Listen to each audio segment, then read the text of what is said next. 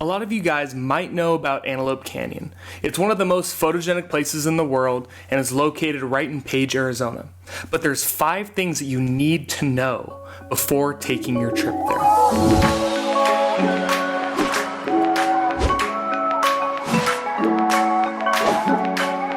Antelope Canyon is one of the most photogenic places in the world, no doubt about it. You can pretty much point your camera in any direction and you'll get a great photo.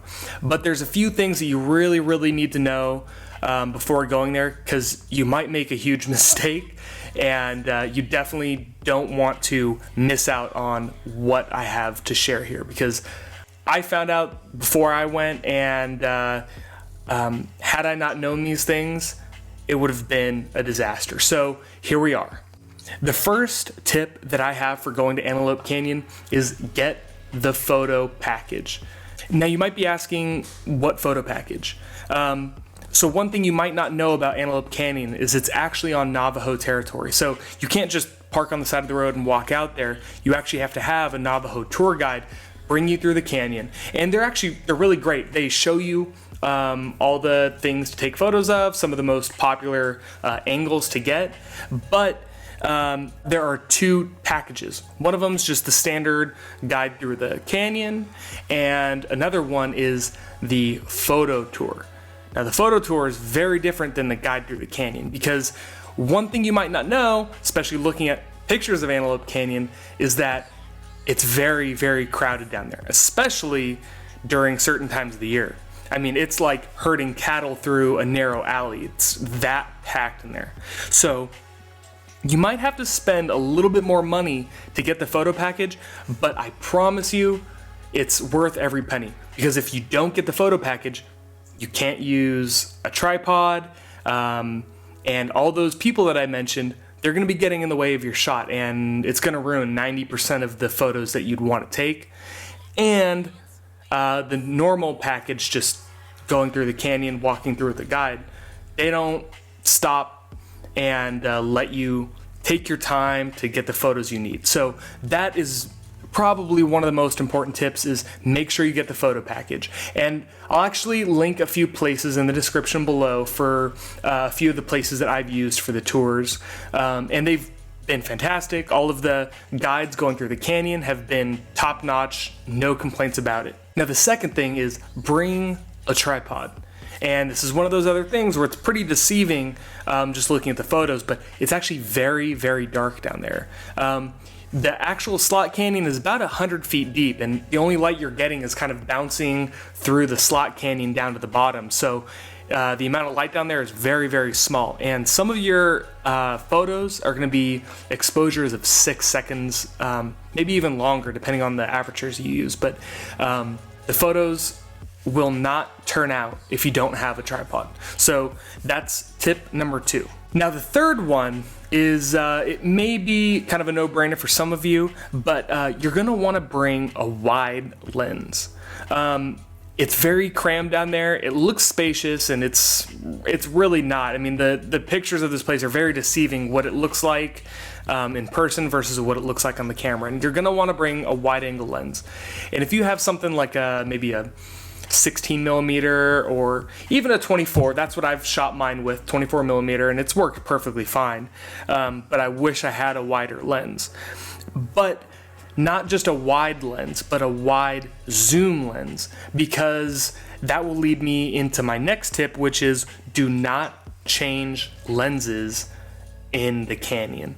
Now this is maybe kind of a no-brainer for some of you, but it's very dirty down there, especially if you're there for the light beams. You know, certain times of the year, the light beams will actually come through.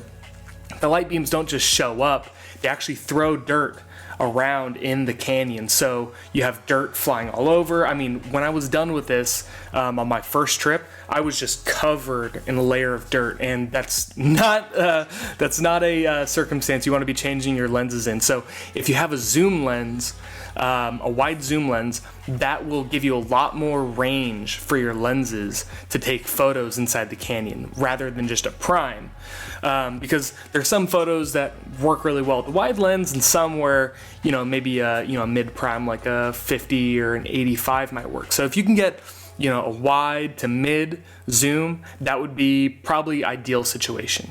So tip number 5, know what time of year you're going to be there. So the upper canyon, the lower canyon are kind of known for different things. The upper, I'd probably say, is more known for the light beams coming through, whereas the lower is probably more known for its soft rock formation. So keep this in mind when you're going out to the canyons, what you're trying to accomplish by going there. Are you trying to get pictures of, famous rock formations, or are you trying to get photos of the light beams? Because both are really, really good to be trying to get. Now, the time of year for the light beams is summertime, and more specifically, it's more like the midday time. So when you're making your reservations with the photographic tours, you're gonna have to be going at a very specific time, and it should be pretty obvious when you're on the websites, like what group times you need to get and what tours you need to do.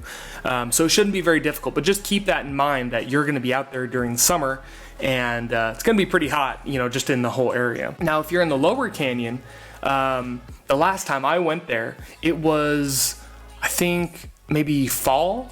So, it wasn't super busy like it was when I went in the summer for the light beams for the upper canyon.